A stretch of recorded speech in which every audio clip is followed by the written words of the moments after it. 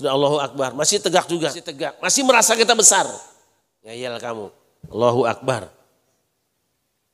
Rendah, belum merasa rendah juga, sujud sampai nukik, sampai kepalamu sampai di tanah, kemudian kau katakan Allah yang maha besar, belum tawadhu juga. Nah kudu ditincak sih teh. Gitu. Apa kepalamu harus dibebeskan ke tanah gitu? Jadi ini adalah buahnya apa? Buahnya tawa.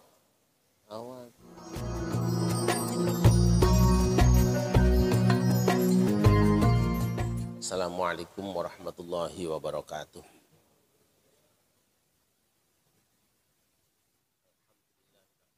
Wa nasta'inuhu wa nastaghfiruh wa na'udzu billahi min syururi anfusina wa sayyiati a'malina man yahdihillahu fala mudhillalah wa may yudlil fala hadiyalah. Asyhadu an la ilaha illallah wa asyhadu anna Muhammadan abduhu wa rasuluhu la nabiyya ba'dah. Allahumma shalli wa sallim ala sayyidina wa maulana Muhammadin wa ala alihi wa ashabihi wa man tabi'ahu huda. Amma ba'du. Ana as'aluka Allahumma al-ijabah ala hadhihi al-Fatihah.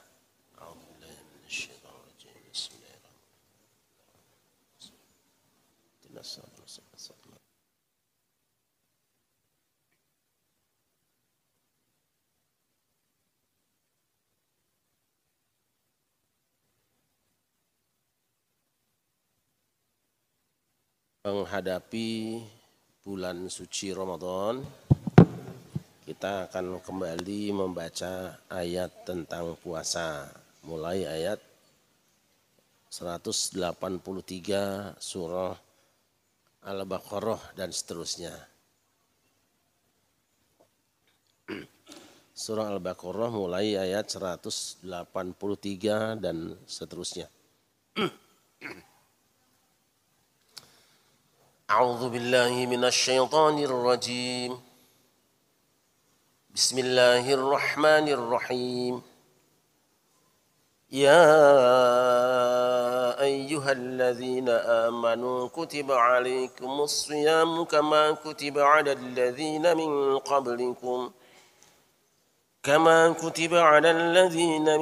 qablikum la'allakum tattaqun. Silakan baca.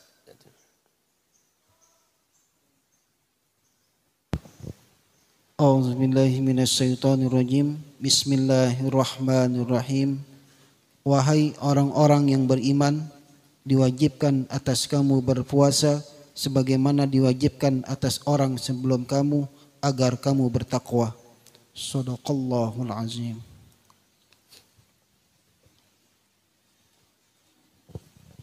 Dalam sebuah hadis yang sudah kita hafal semua,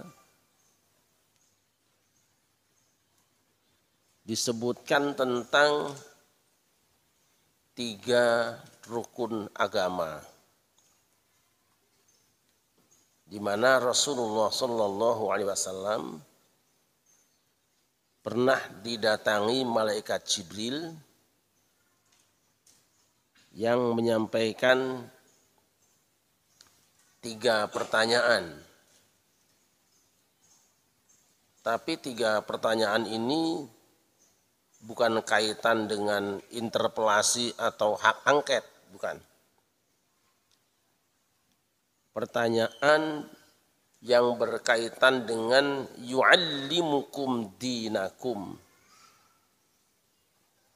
dalam rangka mengajari kamu semua, para sahabat Nabi maksudnya, dan kepada kita juga tentunya, mengajarkan tentang agama. Pertanyaan pertama, akhbirni anil iman. Beritahukan kepadaku tentang iman.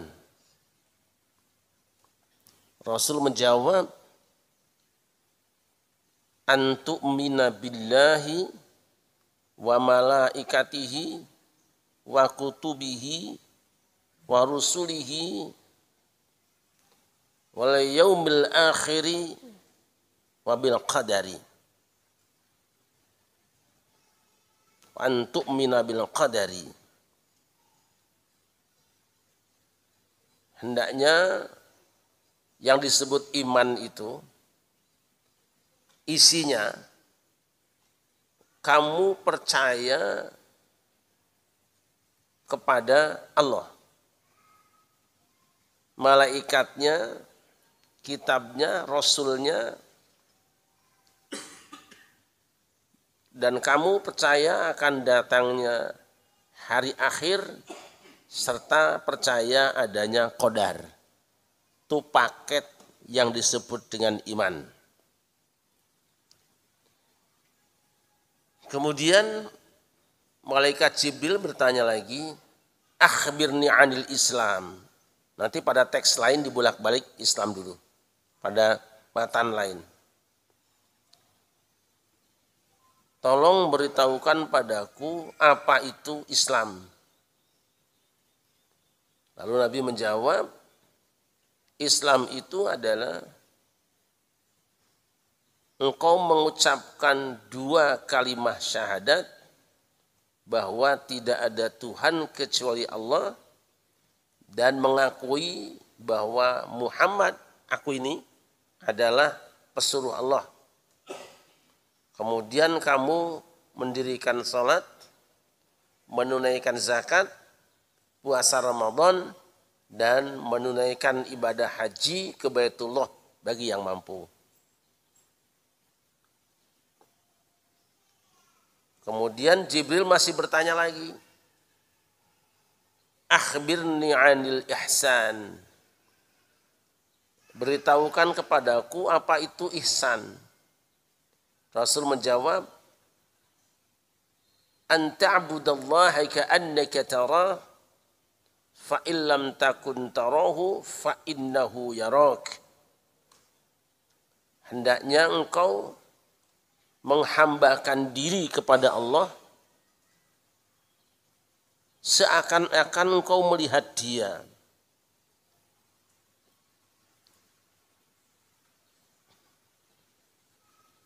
Kalaupun kamu memang tidak melihat Dia, tanamkan keyakinan di hatimu, Dia melihat kamu.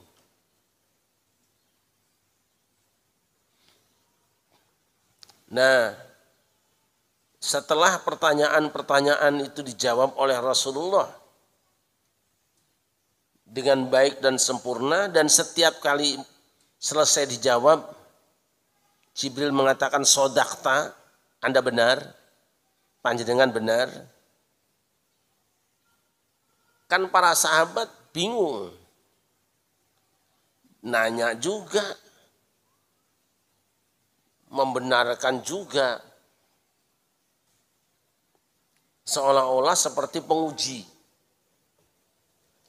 Lalu Rasul bertanya, tahukah kalian laki-laki tadi siapa? Para sahabat menjawab, Allah wa Rasuluhu alam. Rasul mengatakan, dia Jibril, atakum yu'allimukum dinakum, yang datang di tengah-tengah kamu, di hadapan kita semua, dalam rangka mengajarkan agama kamu. Dari kesimpulan hadis ini, yang disebut agama Islam itu punya 3 rukun.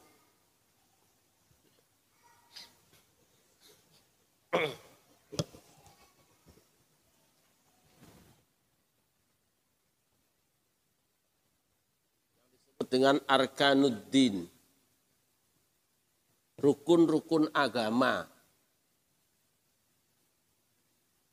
Arkanul iman, arkanul Islam, kanul ihsan, atau ruknul ihsan.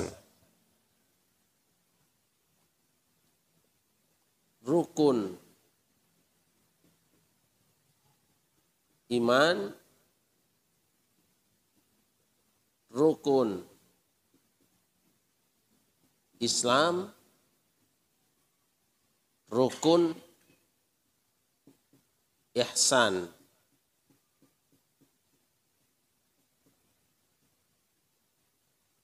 Ketiga rukun ini tumben sebenarnya saling berkait, di mana yang di depannya itu merupakan buah dari yang sebelumnya. Atau paling tidak yang berada di sebelumnya itu menjadi pondasi bagi yang berikutnya. Maksudnya gini, orang yang benar keimanannya, maka dia akan sanggup melaksanakan keislamannya. Orang yang benar dan memahami keislamannya, maka dia akan benar dalam ihsannya. Seperti itu. Inilah tiga, berarti ini etape. Ini adalah benih, ini adalah pohon, dan ini adalah buah. Untuk mengetahui apa pengertian buah itu, Rasulullah Shallallahu Alaihi Wasallam telah memberikan penjelasan yang mudah, singkat, dan ringkas. Karena kalau yang sudah ketiga-tiganya berarti kan sudah sempurna, sudah rapi. Nah, Rasul mengatakan, innama bu'istu liutammima makarimal akhlak.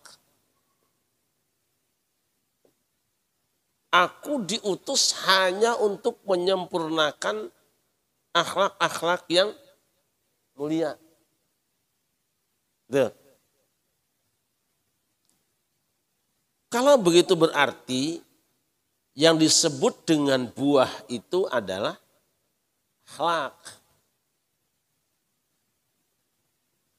Semua perintah ibadah di dalam Al-Quran polanya tiga ini. Di mana yang pertama kaitan dengan akidah, ibadahnya pelaksanaan di tengah itu, kemudian yang terakhir buahnya. Nah sekarang kalau kita menanam pohon, gitu, yang kita tunggu apanya biasanya? Buahnya. Atau kalau kayu yang tidak enak buahnya ya ditunggu galehna lah gitu. Galihnya. Nah, galih. Apa kalau orang Betawi galih itu apa? Lu mah kagak punya kali bahasa.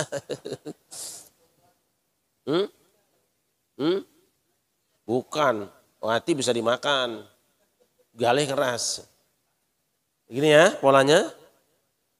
Semua ibadah di dalam Islam, semua syariat ya yang ada di dalam Islam, targetnya adalah dalam rangka mewujudkan ini, baik individu, kolektif maupun masyarakat. Ayo kita buktikan sekarang. Sholat. Nah, ini sebenarnya sudah sering akan kita ulang-ulang. Sholat ada di sini nih. As-sholat. Sholat itu harus didirikan pakai al-iman dulu.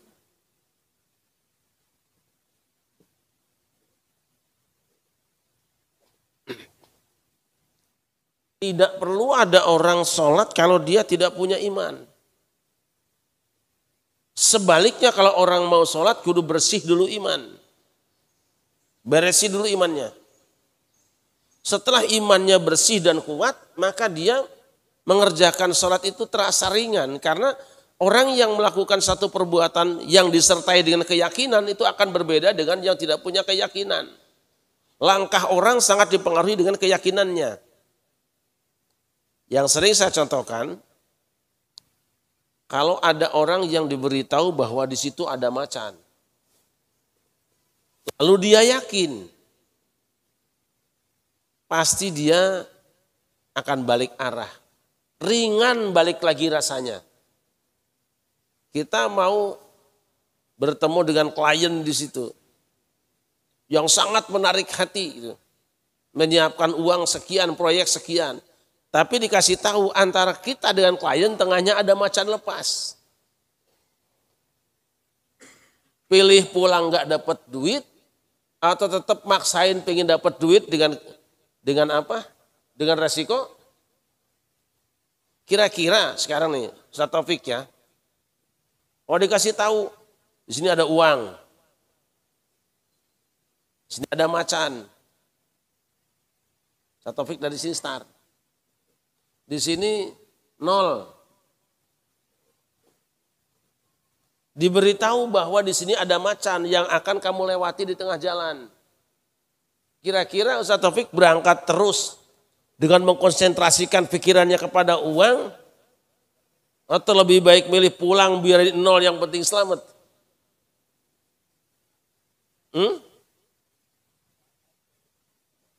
Kan diberitahu nih sama Ustaz Saharudin misalnya kan, Ustaz mau kemana? Ngambil duit di Cijantung. Ada macan lepas lu tadi di situ. Kira-kira Ustaz Taufik lanjut apa pulang? Lanjut apa pulang? Tergantung. Kalau beliau percaya bahwa yang diucapkan Ustaz Saharudin itu benar, namanya beriman. Maka dia pasti pulang. Tapi kalau nggak percaya, kemarin juga nggak ada lu. Lanjut. Kira-kira berangkat nggak?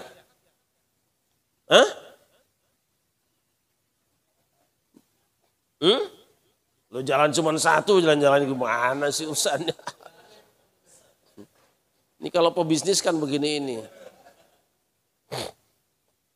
Sekarang tuh pinter orang jualan buku gitu kan. Ini zaman bisnis nih, otak bisnis nih. Kami akan membagikan buku di sekitar kecamatan Cilandak.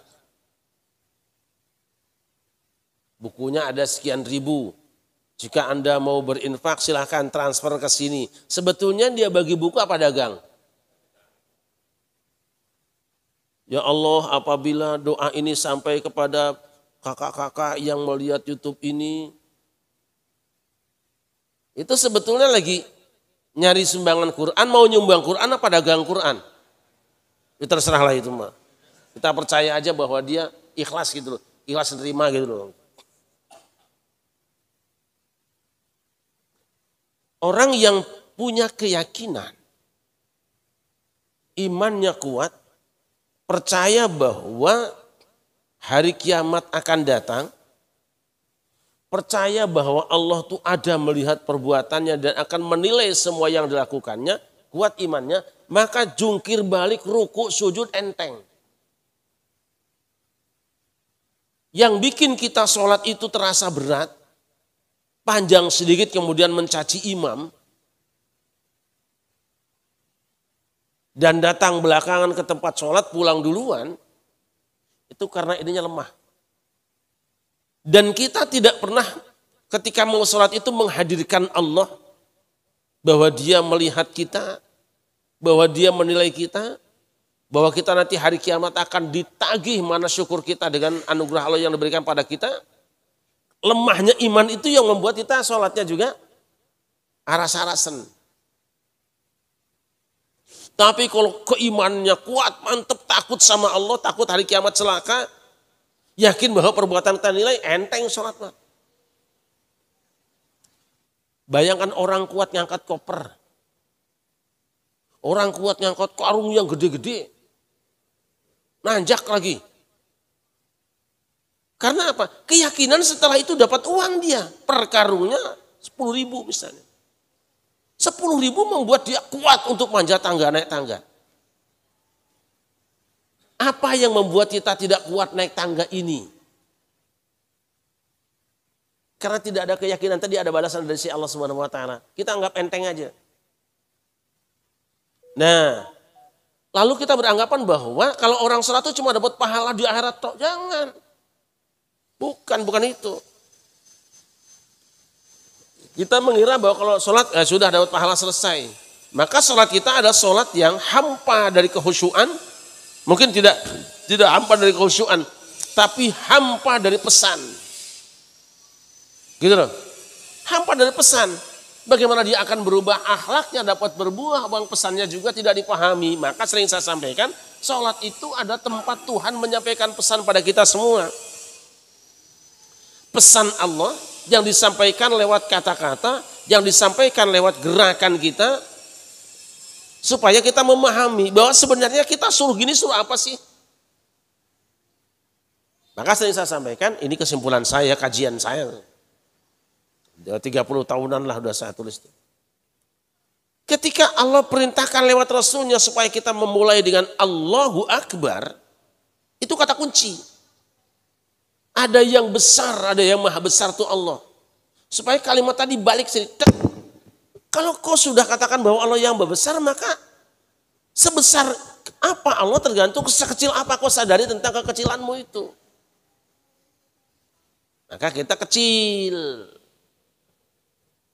Nah, kesimpulan dari sholat itu adalah bahwa sholat merupakan cara Allah untuk menyadarkan kita bahwa kita ini kecil. Sudah Allahu Akbar, masih tegak juga. Masih tegak, masih merasa kita besar. Ngeyel kamu, Allahu Akbar. Rendah. Belum merasa rendah juga, sujud sampai nukik palamu. Kalau sampai kepalamu sampai di tanah kemudian kau katakan Allah yang maha besar, belum tawadhu juga. Nah kudu ditincak sih teh. Gitu. Apa kepalamu harus dibebeskan ke tanah gitu? Jadi ini adalah buahnya apa? Buahnya tawa.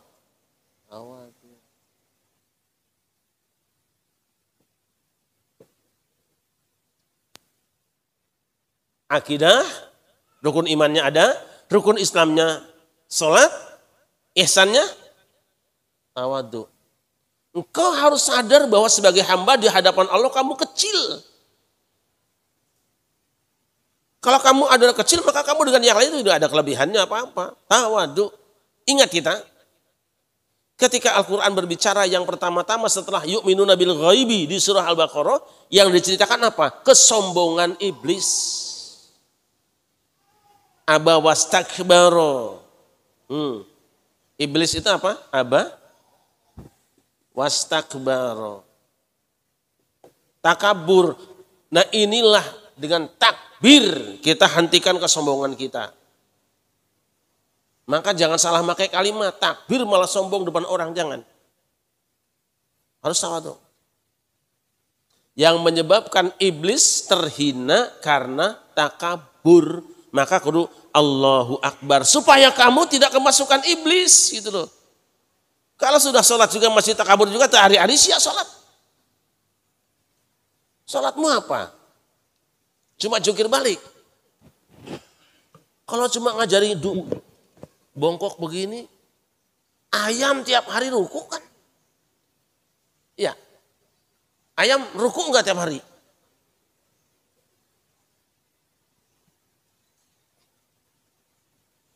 Gak ada nilainya.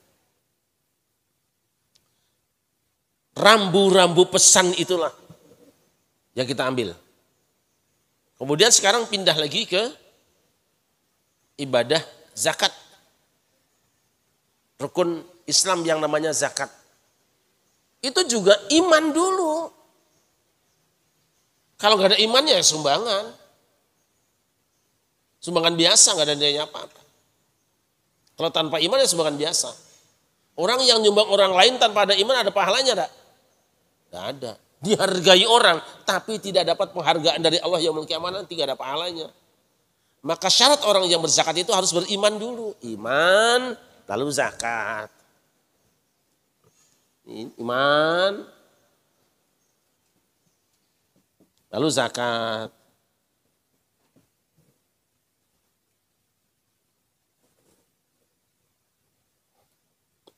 Ada orang yang merasa bahwa kalau zakat itu yang penting sudah keluar harta. Enggak selesai di situ.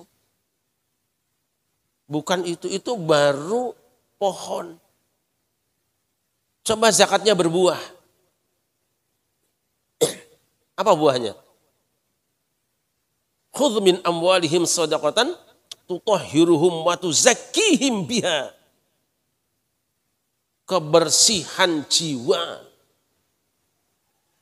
Gitu. Hartamu jangan kecampur kotoran, jiwamu juga bersihkan dari kotoran-kotorannya. Hal-hal yang buruk yang selama ini ngotori jiwamu, resihkan, pelit. Maka nanti selesai dari zakat ini enggak berhenti. Aku kan udah zakat. Pak, ini bangun masjid, aku udah zakat kok. Zakatmu bukan buat bangun masjid, itu enggak boleh, itu haram. Kalau mau bangun masjid nanti di sini ada apa? Akhlak apa? Gemar berinfak. Artinya jiwa apa? Dermawan. Gitu loh. Aku udah zakat, tapi nggak pernah ngasih sosial. Bohong, itu bukan zakat itu. Bangun jalan bukan dengan zakat, bangun masjid bukan dengan zakat. Haram, tidak boleh itu. Sebab zakat itu milik manusia. Milik 8 golongan. Nah sekarang puasa. Kira-kira apa sih yang akan dibuah? Nah tadi ya, kalau buah sholat itu tawadu, anti takabur, buah zakat adalah dermawan, anti pelit. Nah sekarang puasa. Cara melihatnya ini rambu-rambunya. Puasa juga al-iman. Makanya dimulai dengan ya ayyuhalladzina amanu. Tuh. Kemudian as-siyam kutiba alaikumus siyam. Ujung-ujungnya tatakun. Nah itu. Jadi yang namanya takwa itu adalah ihsan alias akhlak.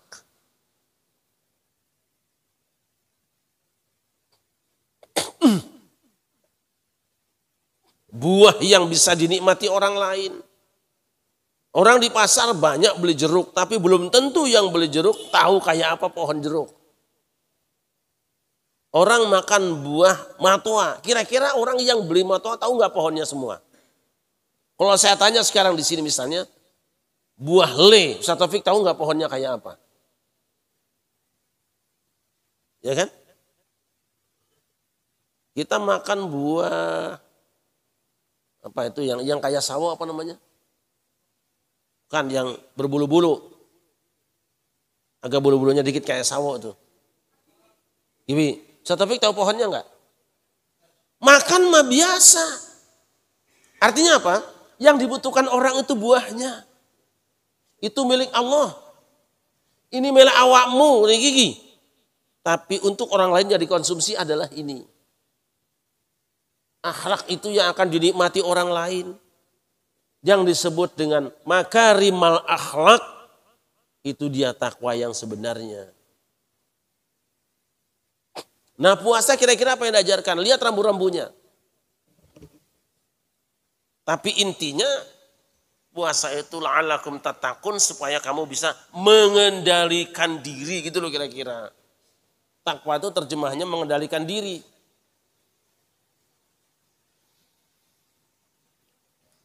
Seperti orang yang ada satu pernyataan, kalau nggak salah hadis Nabi, innallaha yahmil mu'mina minad dunya kama yuhma maridukum minat tu'am wa syarab ittiqa asyirri. Teks ini, kira-kira. Innallaha yahmil mu'mina minad dunya kama yuhma maridukum minat tu'ami wasyarab ittiqa asyirri. Kalau salah yuhma atau itulah ya. Sesungguhnya Allah yahmi melarang ya, atau menjaga orang beriman dari sentuhan dunia, sebagaimana orang yang sakit di antara kamu dijaga dari aneka macam makanan dan minuman, ittiqu asyarrihi, dalam rangka menghindarkan diri dari keburukan dampak negatifnya. Perhatikan teks ini. Orang yang beriman dijaga oleh Allah, tidak los-losan dapat dunia, diberi dunia, Allah sengaja. Bukan, tidak diberi. Tidak diberi los-losan gitu. Sebagaimana kamu kalau ada orang sakit suka banyak larangannya. Jangan makan ini, jangan makan ini, jangan makan ini. Bahkan yang dimakan yang pahit. Kenapa? Karena kalau makan yang lain-lainnya, yang seenaknya, ittiqu asyarihi, dihindarkan tadi, ittiqu asyarihi dikhawatirkan dalam rangka menjaga supaya tidak ada dampak negatifnya. Orang kencing manis tidak boleh minum sirup. Bukan pelit ya. Tapi anak kecil tidak akan mengerti. Mama pelit. Karena nggak ngerti dia. Nah, tidak boleh makan jeruk. Nanti mencret. Papa pelit. Bocah. Gitu. Tapi orang tua kalau mencret, nggak usah dilarang, disuruh juga kasih sambal, dia ngomong sendiri. Nggak, lagi buang-buang saya. Orang tua namanya juga. Orang beriman juga begitu. Orang yang mengerti syariat yang dewasa beragamanya akan ngerti dia. Bahwa semua larangan agama adalah itu tuh. Ittiqu asyarrihi. Dalam rangka membentengi orang itu dari keburukannya. Dan orang yang beriman oleh Allah itu dihalangi untuk dapat dunia seenaknya. Karena tahu kalau dia bersentuhan dengan dunia yang berlimpah, rugi dia, celaka dia. Dibentengi. Ini ada masuk ini. Pernah jadi orang kaya raya, orang senang, duitnya banyak. Sekarang ditahan oleh Allah. Itu loh. Bukan Allah pelit, Allah tahu yang kue tak kayak itu, nyongake rusak hatimu. Itu loh. Nah, maka satu topik hati-hati sekarang yang dunianya sedang naik nih. Ada himayah di situ. Nah, yang disebut takwa itu seperti itu. Meninggalkan sesuatu karena dikhawatirkan jika tidak ditinggalkan akan terjadi sesuatu yang buruk. Itu takwa. Sholat supaya kamu takwa. Kalau kamu tidak sholat, kamu takabur. Takabur itu bahaya buat kamu. Dan sekarang puasa. Apa sih? Al-imsak. Menahan diri. Dan itu yang mirip-mirip dengan takwa, itu menjaga diri, melindungi diri, membentengi diri, mengamankan diri. Apa tujuannya? Al-imsak, menahan diri. Apa yang dilarang? Makan, minum, jima. Nanti yang kelasnya tinggi ngomongin orang. Yang lebih tinggi lagi membayangkan yang tidak karu-karuan.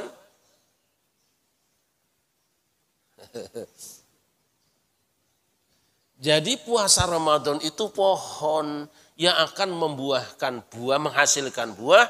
Buahnya itu kemampuan mengendalikan diri dari makanan yang tidak dihalalkan, baik zatnya maupun cara mendapatkannya plus cara menggunakannya. Patuangnya lagi. Makanya di ujung ayat nanti wala taqulu amwalakum bainakum bil batili wa tudlu biha ilal hukam litaqulu fariqam min amwalin nas bil ismi wa antum ta'lamun. Ayatnya 188. Itu target puasa. Lihat. Silakan dibaca ayatnya.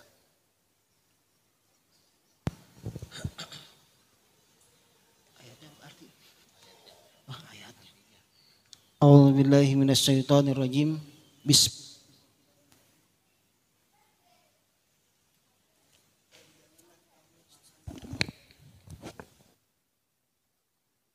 Dan janganlah kamu makan harta di antara kamu dengan jalan yang batil.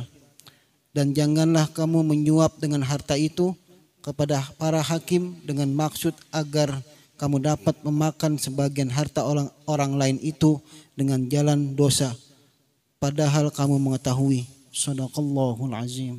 Ayat terakhir paket puasa. Itulah tujuan puasa. Kelihatannya sepele kan? Tapi menjadi tidak sepele kalau dijalanin. Bala ta'kulu amwalakum bainakum bil batili. Jangan kamu makan harta di antara kamu dengan cara yang tidak benar. Dah itu mah biasa. Tapi kalau yang besar lain. Watudlu biha ilal hukam. Nih, membawanya ke pengadilan. Emang gede ini mah. Kalau timbang makan jeruk satu masa. Ya, kita ngambil lauk punya teman sendiri, cerput gitu kan. Masa masuk pengadilan gitu. Ini yang gede ini. Targetnya palitakul fariqam min amwalinas, untuk mengambil sebagian dari harta manusia. Ini adalah sudah hubungan negara. Kalau tadi personal mungkin ya. Banyak orang yang ingin menikmati harta orang lain, ngambil uang orang lain, dan dia sadar bahwa itu bukan punya dia. Tapi dia punya sarana untuk mendapatkan pengakuan seolah-olah itu punya dia. Mana? Hukam, pengadilan. Lewat persidangan. Berapa banyak orang makan harta orang lain yang sebetulnya dia sendiri tahu. Tapi dia pengen dan punya channel di pengadilan. Maka yang dicari adalah pengacara yang kondang, yang kira-kira bisa mengalahkan hakim.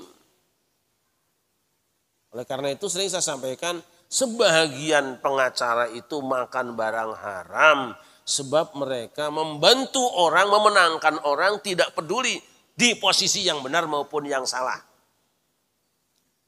Baru semalam saya nonton YouTube. Si orang panas itu, siapa? Hotman.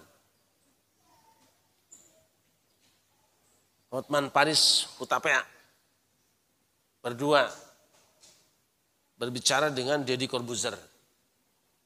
Dia sengaja melapor di acara itu karena merasa kliennya itu dikalahkan. Ada orang Surabaya namanya Budi membeli emas 7 ton dari Aneka Tambang. 7 ton. Iya, kita mah boro-boro ton. Nonton gitu. Nonton juga nggak pernah. 7 ton. Kita bukan cuma nonton, non-on juga bisa. Baru diserahkan 5,1 kalau nggak salah itu. Harganya 3 triliun. Mungkin kalau ditulis nolnya pakai keramik. Anggap aja ini nolnya gitu. Lah si pembeli ini memproses, memintalah untuk supaya yang belum diserahkan diserahkan itu. Sidang, menang dia. Tetapi terakhir ketika akan eksekusi, si pembeli ini malah dipanggil sama Kejaksaan Agung. Ditangkap karena mula-mula jadi saksi dan 1 hari itu langsung jadi tersangka, sekarang dikurung.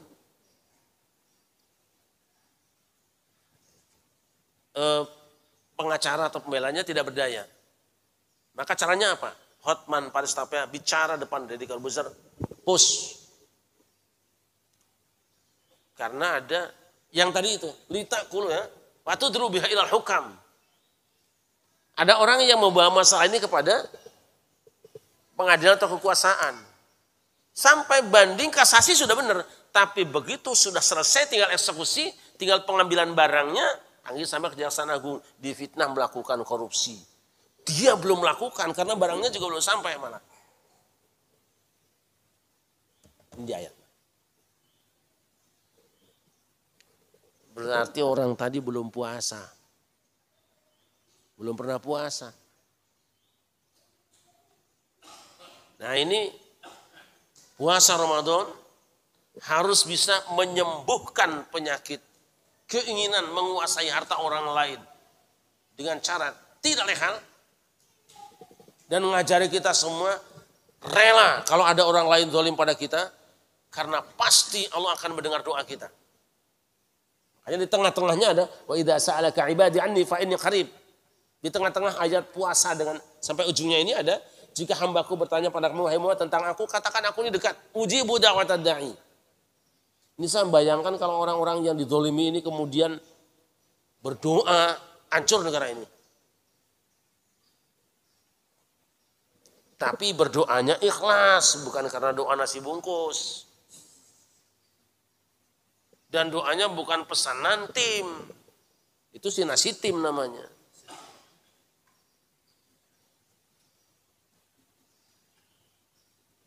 Berarti puasa kita sedang mempersiapkan, memperodak kita, mencetak kita supaya berubah dari mukmin muslim menjadi orang yang mampu mengendalikan diri, tidak menginginkan kepunyaan orang lain dan menyerahkan setiap orang apa yang menjadi haknya. Itulah nanti kata Al-Ghazali kalau tidak salah yang namanya hak manusia itu apa? I'ta'u kulli dzi haqqin haqqahu wa alla ya'kula ahadun amwala ghairihi bil batil. Dua itu. Menyerahkan setiap orang apa yang menjadi haknya dan tidak mengambil hak orang lain dengan cara yang batil. Ini kalau semua orang tamat puasanya, faham puasanya, dan menghasilkan buah puasanya, ada korupsi enggak? Ada korupsi enggak? Anehnya yang korupsi itu juga muslim kebanyakan. Udah gitu ngundang puasa bersama aja, buka bersama lagi. Kadang-kadang ngundang buka bersama juga. Ya benar ngundangnya bukanya bukan puasanya. Orang yang rajin ngundang buka bersama ternyata juga banyak yang korupsi. Karena apa? Lah hanya puasa melu-melu. Puasa katut. Tidak ada niatan dengan puasa itu memperbaiki dirinya. Padahal kita harusnya konsentrasi ke situ. Dan hanya orang yang bertakwa, yang sukses mengubah dirinya dari iman, mukmin, muslim menjadi muttaqin alias muhsin, itu dia yang masuk surga. Kira-kira orang yang sudah sholat, puasa, zakat, haji, pasti masuk surganya? Masuk nggak? Sekarang orang sudah sholat, ya sholat tamat nih, tapi sombong, surga nggak? Ya karena belum takwa. Sekarang ada orang yang puasa, wah puasanya udah ripuh sampai ngeludah melulu misalnya. Puasa Ramadannya tamat, tapi dia tidak mampu menahan diri dari korupsi, surga nggak? Gitu. Pahami ini. Karena yang masuk surga siapa? Uiddat lil muttaqin. Bagi orang-orang yang bertakwa, yang sudah melewati statusnya muslim, mukmin, kemudian dia muslim, laksanakan syariatnya, agamanya, dan sudah membuahkan hasil di tengah kehidupan ibadahnya itu diwujudkan dalam bentuk akhlakul karimah. Akhlak apa saja? Ini pokok-pokoknya. Dimulai dari tawadu, lawannya takabur gitu kan. Semua itu berangkat dari kekuatan kita untuk berusaha bagaimana menundukkan kecenderungan tidak baik. Kira-kira orang lebih senang tawadu, lebih senang sombong? Aslinya. Hah? Ayo, Umi misalnya. Sebetulnya sampean senangnya tuh tawadu apa sombong? Kalau bisa kita lebih hebat dari yang lain kan? Pernah nggak ada orang punya pikiran aku biarkan saja dihina orang lain lah. Maka aku akan seadanya aja. Yang ada tidak, tampil keren supaya bisa menyombongkan diri. Kalau suruh milih antara tawadu dengan sombong, kita pasti milih sombong kan? Nggak suruh milih aja udah sombong semua. Cuman memang kadang-kadang nggak ada yang disombongin gitu loh masalahnya. Sombong apa, pengennya mah ada gitu loh. Orang pinter, dia punya sesuatu yang menurut kita ya, pantas disombongin, menurut kita. Tapi orang pinter tidak boleh sombong, wong pinternya dia juga pemberian Allah. Tapi bukan cuma orang pinter, orang bodoh juga pingin sombong, cuman gak punya sarana, itu doang. Kau mau sombong apa ya? Jadinya kepengen. Orang yang banyak harta punya kekayaan yang banyak, itu masih pantas lah sombong, pantas ya kita bilang begitu kan. Ini pikiran kita nih pantas sombong, sombong itu pantas dia kaya gitu kan. Tapi orang kaya tidak boleh sombong sebab kekayaan dia juga pemberian Allah. Tapi jangankan orang kaya, orang miskin juga pengen sombong, cuman tidak punya sarana. Makanya orang miskin bekerja keras cari kekayaan supaya bisa itu. Obati kesombonganmu. Orang punya jabatan tinggi. Kita bilang, ya pantas saja dia mah sombong bentak-bentak pembantunya juga emang dia mah bos. Dia mah jenderal. Tapi di hadapan Allah dia tidak punya hak untuk sombong.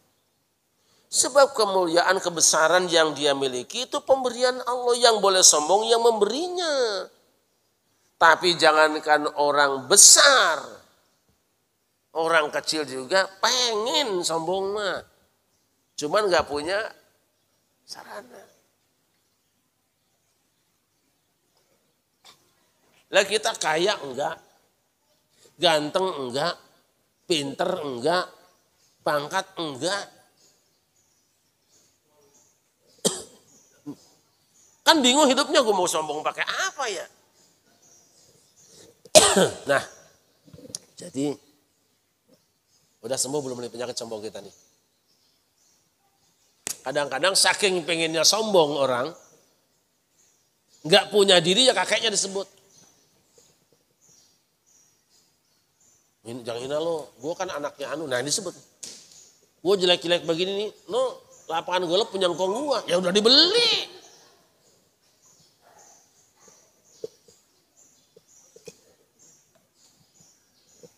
Itu kritik sosial sidul anak sekolahan itu ya. Masya Allah. Nemu bola apa? Golep. Dilus-lus gini. Pikirannya kan bahan batu cincin. Terus nengok lapangan golf situ. Nah ini tanah kong gua nih. Itu kita loh, jiwa kita seperti itu. Kita terkadang mengenang kebesaran orang tua kita, sementara kita tidak berkarya apa-apa. Ya tanah udah dijual, masih diklaim juga. No kan masjid no wakaf engkong gua, ya wakaf udah bukan punya engkongnya lagi. Udah punya Allah, udah punya umat.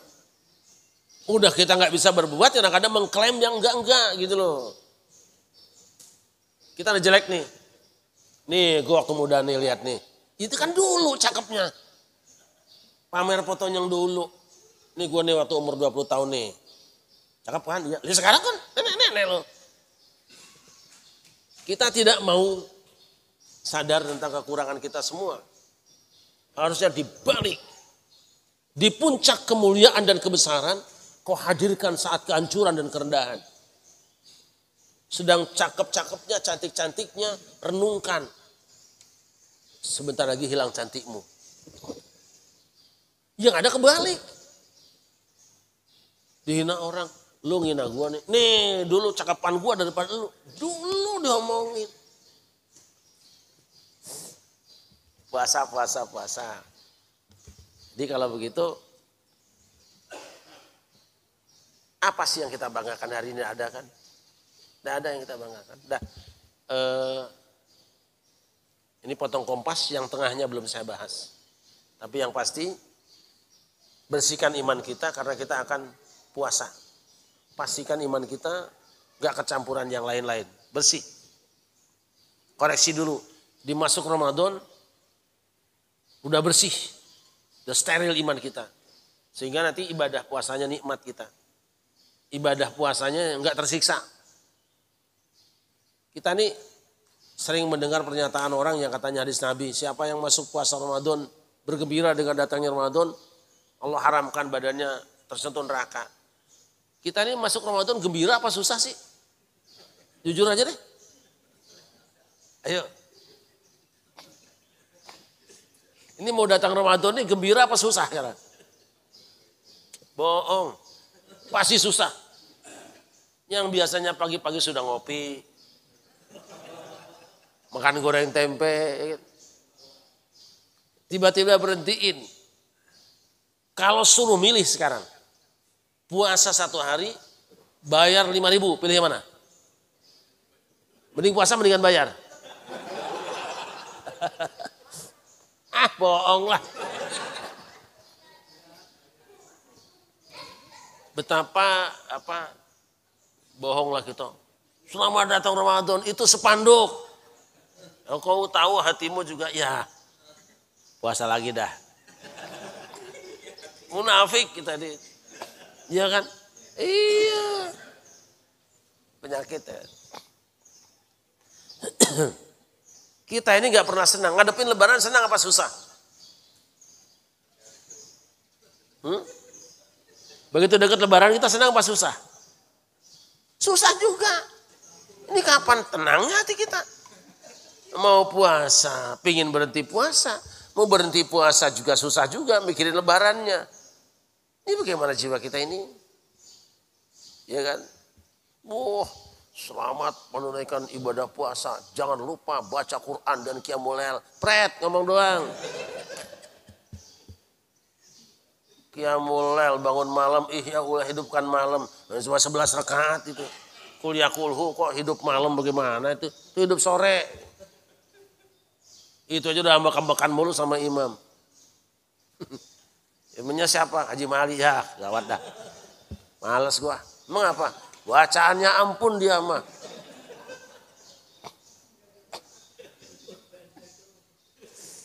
Besok balik siapa imamnya Ustaz Topik? Nih dia nih gue tunggu nih. Dia mah dijamin dah Betawi katanya kuliah kulhu dah gua. Haji Mali kan bacanya sudes. Aduh ampun dah. Malah udah 2-3 kali jadwal. Besok tanggal berapa lagi Haji Mali? 11 gua kedatang dah. Tanggal 11 nggak berangkat nggak enak sama tetangga, berangkat Haji Mali juga. Guru tuh di hati apakah gak meriang tuh bocah ya. Datang mulu itu. Yuk, kita sebetulnya masa Ramadan ini senang apa susah? Banyak yang gembira juga banyak ya. Tapi gembiranya karena jualan, timun suri, ya kan? Kolak. Apalagi sekarang nih? Ya itu. Alhamdulillah dimuliakan, saya kira itu belajar dikit-dikit lah kita menahan diri ya. Yang paling berat itu menahan diri cangkem nih. Kemarin kita berapa bulan terakhir ini mulut kita itu mubadzir betul, israf betul. Kita bukan cuma makan kenyang, tapi makan daging saudara sendiri itu kenyang kita ghibah kemarin itu. Yuk bulan puasa ini kita sembuhkanlah dan mudah-mudahan tahun ini adalah operasi terakhir penyembuhan penyakit ghibah itu. Jangan ada lagi deh. Marah ini. Ya, kalaupun ada yang tidak sembuh tahun besok, mungkin penyakit yang lain yang kita sembuhkan. Puasa tahun ini menyembuhkan penyakit yang maren-maren. Ya. Al-Fatihah.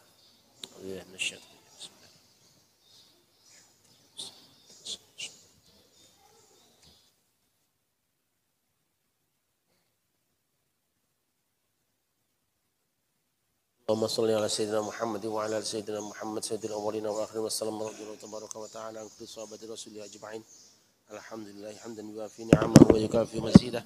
Ya Rabbana lakal hamdu kama yanbaghi jalali wajhika wa 'azimi sultanik. اللهم اغفر لنا ذنوبنا ولوالدينا وارحمهم كما ربنا صغارا ولجميع المسلمين والمسلمات والمؤمنين والمؤمنات الأحياء منهم والأموات. ربنا ظلمنا أنفسنا وإن لم تغفر لنا وترحمنا لنكن من الخاسرين. ربنا لا تزغ قلوبنا بعد إذ هديتنا وهب لنا من لدنك رحمة إنك أنت الوهاب. ربنا إنك جامع الناس ليوم لا ريب فيه إن الله لا يخلف الميعاد. ربنا آتنا في الدنيا حسنة وفي الآخرة حسنة وقنا عذاب النار. وصلى الله على سيدنا محمد وعلى آله وصحبه وبارك وسلم بفضل سبحان ربك رب العزة عما يصفون. سلام على المرسلين والحمد لله رب العالمين. بسم الله عليه وسلم. السلام عليكم ورحمة الله وبركاته. بالقرآن واجعله لنا إماما ونورا وهدى ورحمة. اللهم ذكرنا منه ما نسينا وعلمنا منه ما جهلنا وارزقنا تلاوته آناء الليل وأطراف النهار واجعله لنا حجة يا